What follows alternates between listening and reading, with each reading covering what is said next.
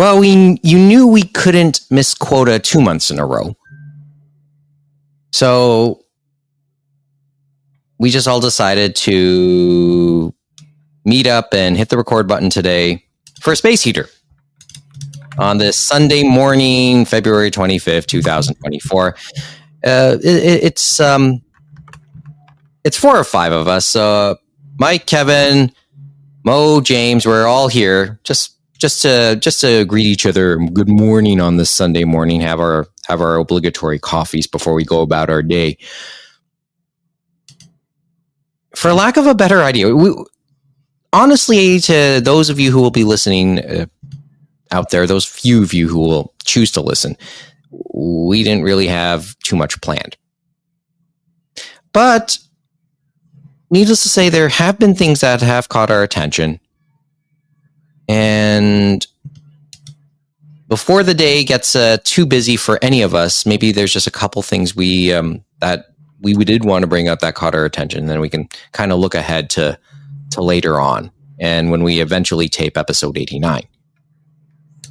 So what do you guys want to talk about? I mean, I don't know about y'all, but like, what's up with all this weather, man? Seriously. Well, it's cold today, but it was warm. It was quite warm earlier in the week, right? Got over 10 degrees, or almost 10 degrees, right? I was going to say, Mo, you wanted it to be like minus 14, feeling like minus 20 during the day, and then get up to 9 during the night. Is that how you wanted it a few days ago? It was really cold for our non-metric listeners. It's like going from 100 degrees Fahrenheit to minus 100 back to 100. The biggest roller coaster ever. Let's call it going from 30 to 20, from the 20s to the 50s back to the 20s. Just to go with the imperial scale. Not totally sure that's totally accurate, but let's put it that way, right? Below freezing, noticeably, and then noticeably above it. Spring to very cold winter again, to spring to very cold winter. That's going to be the weather story for Toronto in the next week, but there you go. Okay. I think I guess for lack of a better choice of words, we'll just go through a couple of the headlines that did catch our attention this week. So I guess some items in brief, bullets for lack of a better past term. We can go with that. Okay, one thing that caught everybody's attention this week. Just something that caught everyone's attention this week. I mean, for me personally, I don't know about you heard, but like Netflix released a new show, the Avatar: Last Airbender, and that was something there. You say that with such disdain. I get the feeling. I feel bad, especially for Paul. He's the guy from Kim's Convenience. He does such a good job in all the roles he's in, but then just gets like, I feel so bad. Like he's in it. Guy who played Appa? Yeah. He plays one of the main characters in the show, and it's just he puts on such a performance, and it's just like, you deserve better than this, man. See, you're making it sound like when we talk about recent adaptations, which extreme are we talking about, or which part of the scale are we talking about? The One Piece scale, or are we going to the One Piece side of the equation, or the Cowboy Bebop side of the equation? I love how that's the scale now. The scale is either your Cowboy Bebop or your One Piece. No in between. Just either those two extremes. And unfortunately, this kind of falls on the Cowboy Bebop side. It's yeah. But am I being accurate when I say that? Oh no, is that a fair way to say it, to start to explain it? Yeah, 100%. And maybe some people, your feelings at the very least, and what could be. I don't know. I haven't taken a look at it yet. So, I mean, I don't want to get too into it, because I feel like there's going to be like discussion later on, especially when Amy comes back. But it's disappointing, to say the least. Okay. Kevin, what caught your attention? One thing. Or do you want to go last? Because I know we were just talking before we started, and... Well, I've just been watching the Nichi Sanji situation happening over the past week and two, and it's it looks bad. Like it's just fascinating to see how when you're caught with your pants down that you just double down and you keep on going with how I mean, to be fair, Kevin, how far down were they? Could they have gone even further take down? some of the blame away from yourself. Well, you thought they hit rock bottom, but they kept going down. But I feel like making your contractors, or in this case your talent, to issue a statement about your other talent that you fired, that you terminated, having this happen at the same time when she's streaming under her new persona, or her pre-existing persona, I should say. And we kind of didn't mention that. So her, whether it's pre-existing or not, she's now under Doki Bird, I believe, is what she's going under now. And she was under Doki Bird before she joined Niji Sanji, but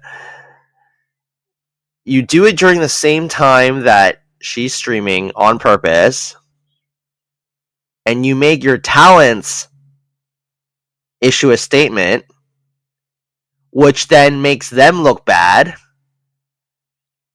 And it's not deserved, at least so far as we can tell, because who knows if there really was bullying within the talents. We don't know who that is, but fans and anti-fans will continue to speculate on that. And you've basically implicated that your other talent have read over documents that are meant to be read by lawyers. That's a big one. That last one could be a big one, because one's PR, the other could be procedural. That's the part that, to actually kind of reveal a little bit of the litigation in some form. And then shortly after, the CEO does an apology video. For what? Exactly. That's it? It just doesn't feel sincere. Okay. It was just a normal YouTube apology video, right? Yeah.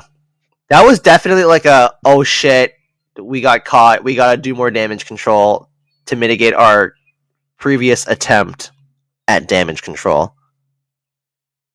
So it's like a tax on a tax. In some ways. I feel like it's evident that because this is the first time they've been caught, that they don't know how to react to it well. Or the first time that they've been called out so publicly on such things. Because previous talents have been terminated. People get fired all the time. Yes. They weren't graduated, they were terminated, and they were able to successfully orchestrate it so that the perception was that it was the VTubers' fault, that they broke the rules and it wasn't us. And that's what they're trying to do now, really. And that's what they are trying to do now, but it's not working this time. From the sounds of it, I don't know what their stock price is now, but as of a week ago, it had dropped 10%. To the moon, Mo. To the moon. But oh, dude, you got to buy the dip now, man. Everyone's going to buy that dip. Buy low. But truth be told, I do think that long term, this will fizzle out and they will continue on their way. Just like any other bad PR, really, for any company. Although I do expect some settlement to happen. I don't think they will want to drag this out too long. I don't think either of them want this to be dragged out for too long. Do you think Doki saves face? Well, she's always been trying to save face for both of them. Because she constantly said that, she just wanted to move on. Mhm. And she's unable to right now.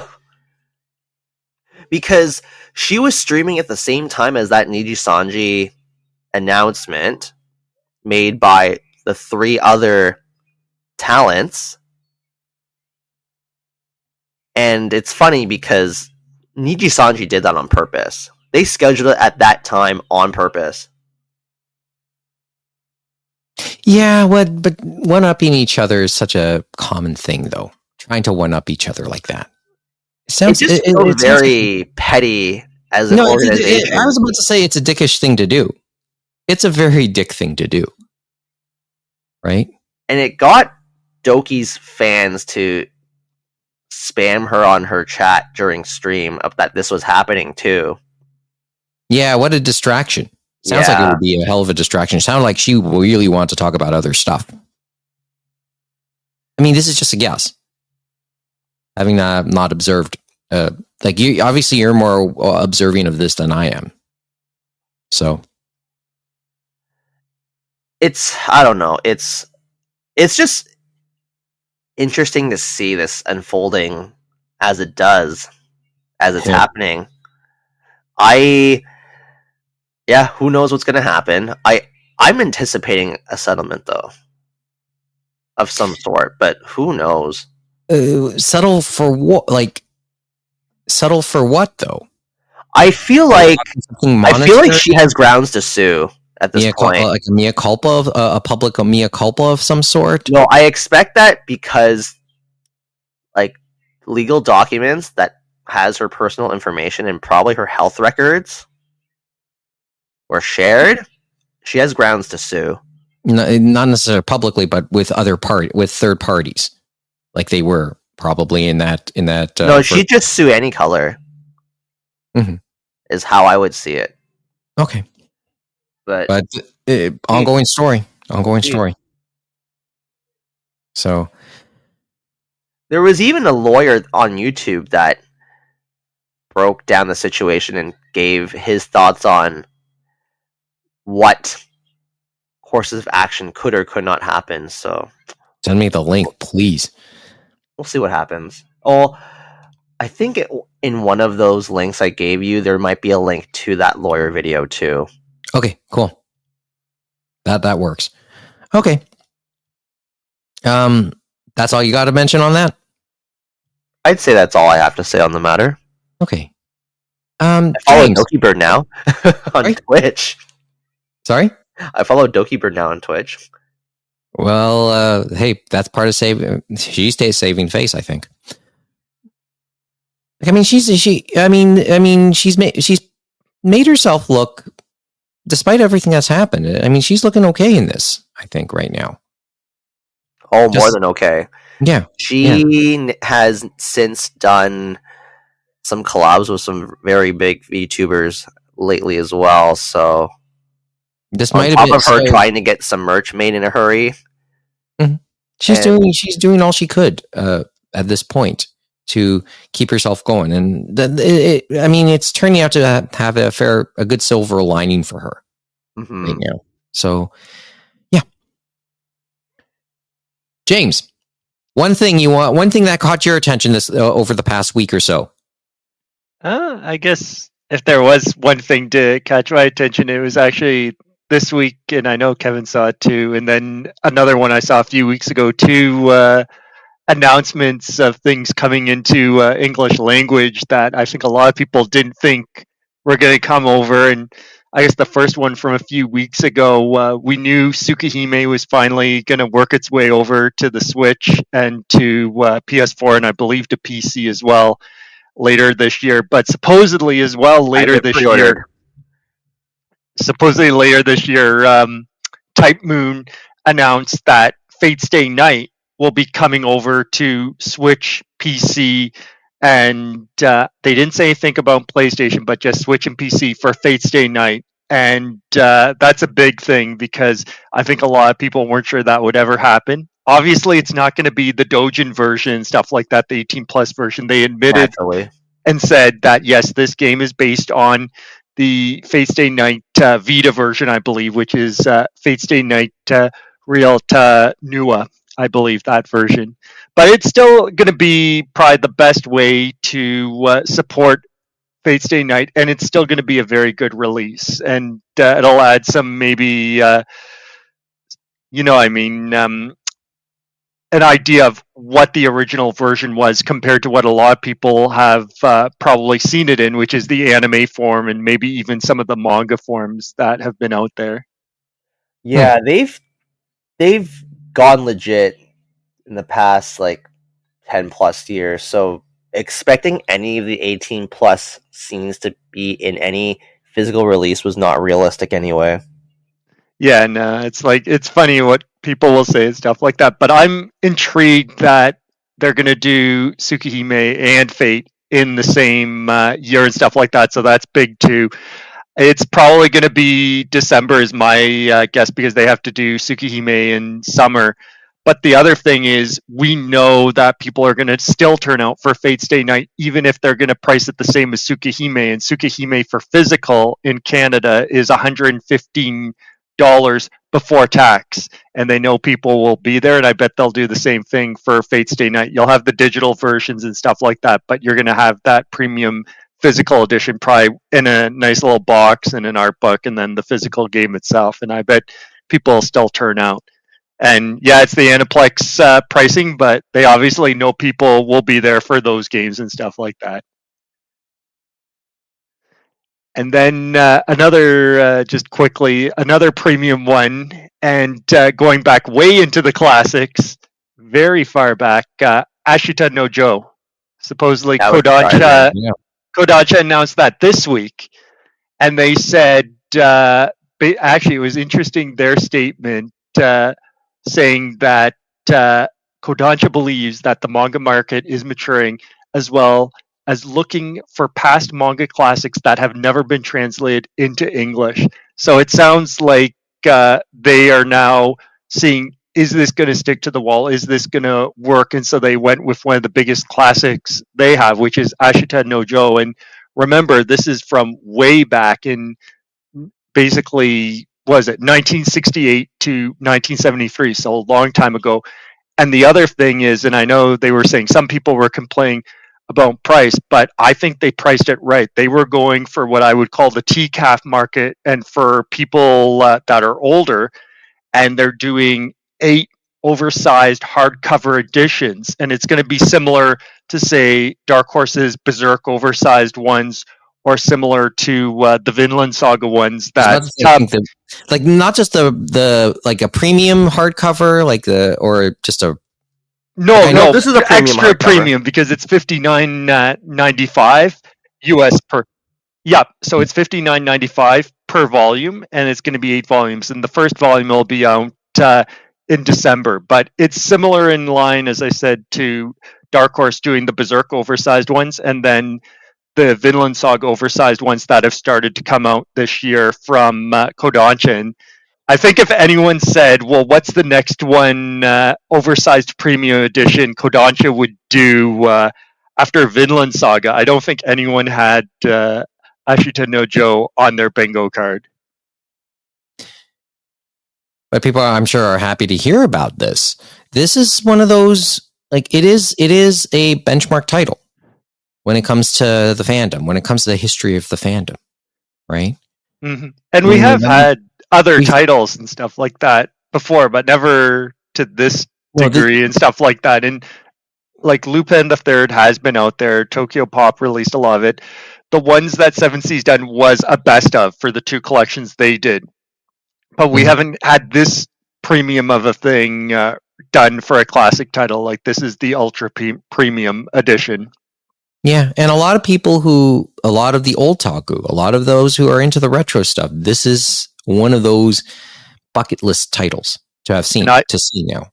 And I don't think they're going to be complaining about the price. They'll probably take a look at, and you never know, as I like to say, some of those ones that they do for TCAF, where it's like the people that like arts, comics, and different type of things, it has that kind of crossover appeal to them and stuff like that, and they may be willing to pay the price. And then for any of the people that are younger complain about the price, they did say there is going to be digital releases, So they still have that option to get it through digital release. Well, I can just imagine people slapping down their wallets now. Or there's a scene in Ranma, in the Ranma OAVs, when Kuno wants to buy something. He'll literally slap the store owner with a wad of bills in the face. And then the stammered store owner will say, sold. And you never know. There may be some curious people that enjoyed Megalobox, the 2 series and stuff like that had been out there, and maybe say, well, where did this originally come from? Because remember, those were re-inspirations of Ashita Nojo and stuff like that. Oh yeah, and as I said, this is a key title to be able to bring out, because there's a lot of history surrounding that title. So but those are 2 titles I think a lot of people said, they're just not going to happen, and they're happening this year for both of them at the end of the year, for a video game visual novel franchise and for a manga franchise. Yeah, there you go. Those are good ones. Okay, my turn then? Is it my turn to put up one headline that caught my attention this week? I believe so, Mike. What caught your attention? It's not really within the last week. I think it's been more than a week, but Animigo. There isn't much to really add to this. It's just earlier how long ago was this? It was on the 15th. Okay, so on the 15th. So 10 days ago. 10 days ago, Justin Savakis announced that Justin Savakis and his Media OCD production house has agreed to purchase Animigo. And I think there were some joint statements. Robert Woodhead, in not so many words, said he felt Justin was capable of moving their legacy forward. Yeah. So, and any Kickstarters that are outstanding, they'll be honored. And actually, Robert Woodhead and Natsumi Ueki, his wife, will actually be on the head of that. They'll personally see to the Kickstarters, as they'll stay on to see to that as their retirement gig. Right? Yeah, it's an interesting thing, because how people came out on this one, and I guess it's because they've had the news about Crunchyroll going on verbatim and stuff like that. But this is how normal business is done and stuff like that, because either that or you never know. Sometimes you don't find a buyer and the business could just die. But in this case, luckily, it was just a husband and wife business. And I'm sure given, what was it for Robert Woodhead? Remember, it wasn't Ultima. What one was? No, was it the one video game? Remember that he was involved in back in the 80s and stuff like that. So that was his other claim to fame. Remember? So I'm sure he has. I know what you're talking about. It's just I forgot. Co-creator of the iconic Wizardry RPG franchise. Yes, that's what I was saying. So Wizardry and stuff like that. And so I know there was a lot of back and forth on that, and that has been cleared and stuff like that. So hopefully he's probably getting royalties from that. And then, as he joked, he said Anime Ego was kind of like his side gig that they've been doing for so many years and stuff like that. Yes, and Woodhead. It's worth noting Woodhead's very well off. Yeah. So.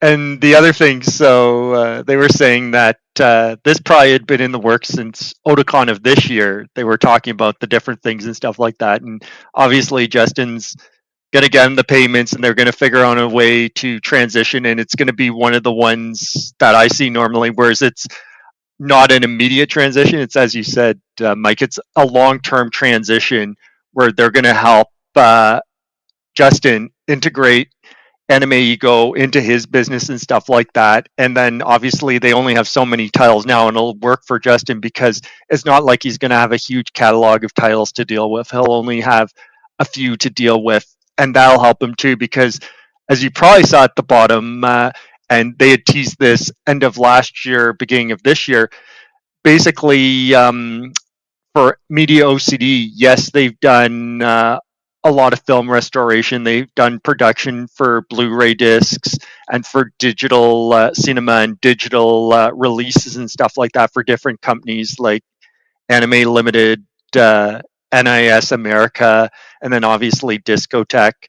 But they decided, I guess, they want to move a little beyond that, and I guess Justin's grown enough and stuff like that. And then he has David, I believe, helps him out. David, I forget his last name, but helps him out at Media OCD, and he has other people help him that he's been able to grow it to do actual releases. So his other thing, Whole Grain Pictures, which is a live action indie label, they announced their first release for I want to say it's in a few months, but they announced it in January, and so he's going to be doing live action indie releases here and there and stuff like that, releasing them. And he had done a screening of that, I think, a few weeks ago for that. So it kind of makes sense that Media OCD and Anime Ego would work well together if he's starting to actually produce releases and license things himself, and especially in small quantities in the anime sphere. It would work to have a different label, but it would be a marriage of philosophies, right? To have that happen, and that's why it makes sense. Yeah, it does. I mean, overall, I can see the logic. It's just my line was always, okay, so what does this mean for Justin's relationship with Discotech? I think he said they all already said that, and because he supposedly talked to Selby when he got back to at Otakon, because supposedly this was just like any other business that transfers hands or is sold or changes hands in the small business or medium-sized business sphere.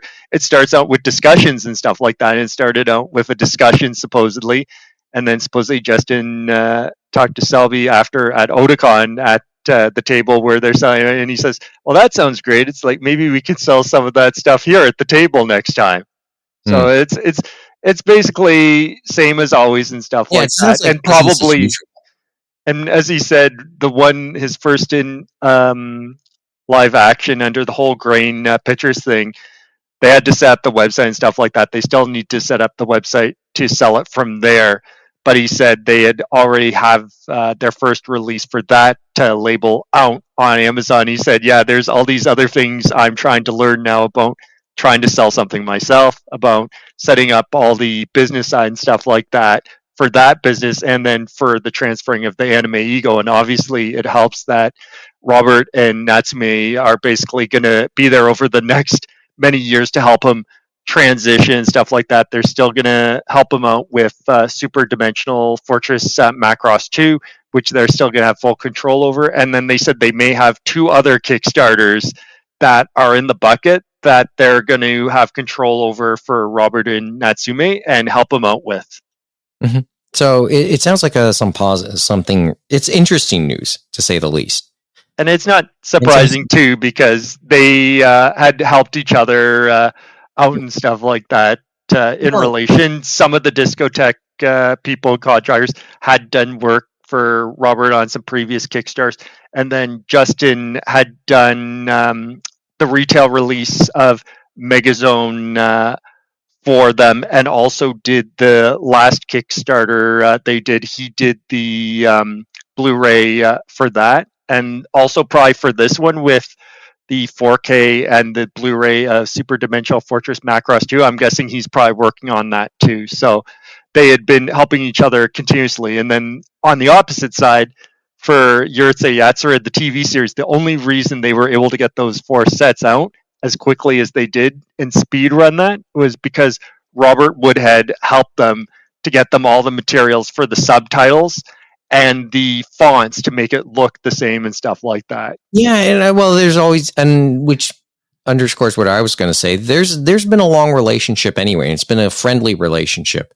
So maybe this was the next logical step, since and I think it's the thing of that both probably Robert and Natsume did want to continue and stuff like that if it could and stuff like that. It's just always that question in the back of your head, getting it into the right pair of hands and stuff like that. And it definitely feels like the right pair of hands, so to speak, that they share that philosophy and they can feel comfortable that it'll continue on for a many number of years, and even in a similar form and stuff like that, because they're not going to be out selling as many releases as Discotech and stuff like that. but it'll be similar to his whole grain films label and stuff like that, where they'll have maybe a few releases each year, and then there'll be titles that they want people to see and things they love and stuff like that, to have them have a physical release to be out there that haven't really been out there.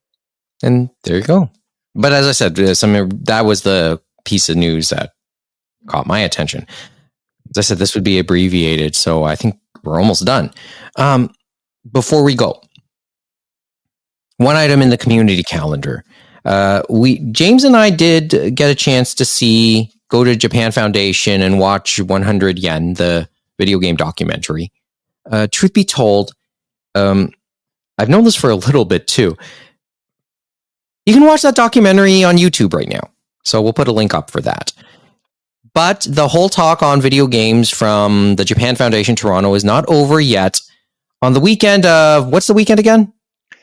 Actually, funny enough, Mike, the one thing we got to see that others didn't get to see is they actually had the director of that film, the 100 Yen film, do a little talk before that, and like a 5-minute spiel, and it was interesting, him bringing it to the present and stuff like that. But it's a nice one, and as Mike said, if you want, there is a version on YouTube for 100 Yen, the documentary. And then, as we said, community calendar, March 8th, March 9th, March 10th, they have another documentary, but this one you can watch virtually at home, and it's across Canada, as they said, and it's called Living the Game and stuff like that, and it's looking at the world of professional video gaming, and it also has Yumihara Daigo, the Beast, in it as well, just like what we saw in 100 Yen there. Yeah, so I think it's like and Japan Foundation Toronto did refer to this as a trio of events to talk about the subject matter. So with the talk, and we'll go at length about the lecture back in the beginning of the month to this. You're looking at recent past, recent past, present, and I guess some future when you talk about living the game too, because we're talking about the competitive side and the esports side, which is a fairly recent development when you think about it in comparison. So how video games and its our interaction with it have evolved in that time, right? Basically a historical overview, and then actually kind of seeing where we're standing right now. And then that one for that documentary, the Living the Game one, that if they want to watch it on March 8th, 9th, or 10th, it's actually from 2017, supposedly. So it is a bit older, and obviously a lot of things have changed. We've seen Overwatch, all that stuff, but it's looking, I believe, at the Street Fighter scene in that essence. So there's still probably something to see while watching and stuff like that. And that one's 88 minutes, supposedly. And it's going to be available on a stream to anybody in Canada. Set your VPNs. You just have to register, though. You just have to register. We'll put the link on the website, and I guess we'll also add it to the Twitter feed as well. Or hey, just Google Japan Foundation Toronto. It's not hard to find. Anyway, as I said, we didn't have too much time today. We just wanted to at least talk about something just to get in quota. So this is our second recording of the month. Yay, we met it. But it is you got to admit, going back to the weather, Mo, it's nice out there. It's cold out there though, but it's nice and bright and sunny. So maybe we should all get out and enjoy it just a little bit, or either that, or I'll try my new video game headset. One or the other. But that's about it for that's all we have really time for this Sunday morning. We all got to go about our day, and but if you want to check us out, animeroundtable.com is our launch page for everything we do online, whether it's our blog, our podcast site, or eventually the YouTube and Twitch channels. Yes, we are going to get to that within the calendar year. Are we really? That's the plan. Trust me, I have. He's got a headset now, Kevin. What's he going to use that headset for? Well, I'm just deciding what else to do. As I said, I did play do another speed run of Ratchet and Clank, another challenge mode run of Ratchet and Clank this week. See how fast I could finish it. How'd it go? Got it done in an afternoon.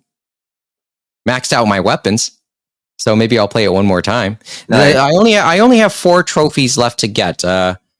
I only have 4 trophies left to get in that reboot. Speed running the races and the obstacle course, and then throw the disco bomb, whatever they call it. I forgot what it's called. Oh, I remember that weapon. Yeah, throw the discolizer or whatever they call it at every single enemy, which I thought I did last time I played through, but apparently I didn't get credit for it yet. Those are the 4 trophies I've yet to get. The first 3 are going to be the hardest, but and the last one might be the most tedious to get. So did they transition the in-game achievements to the trophies? Because I guess so. Yeah, I had them back in the day. I don't remember recall any in-game achievements, but these were trophies we're talking here. So I guess that's what they are now.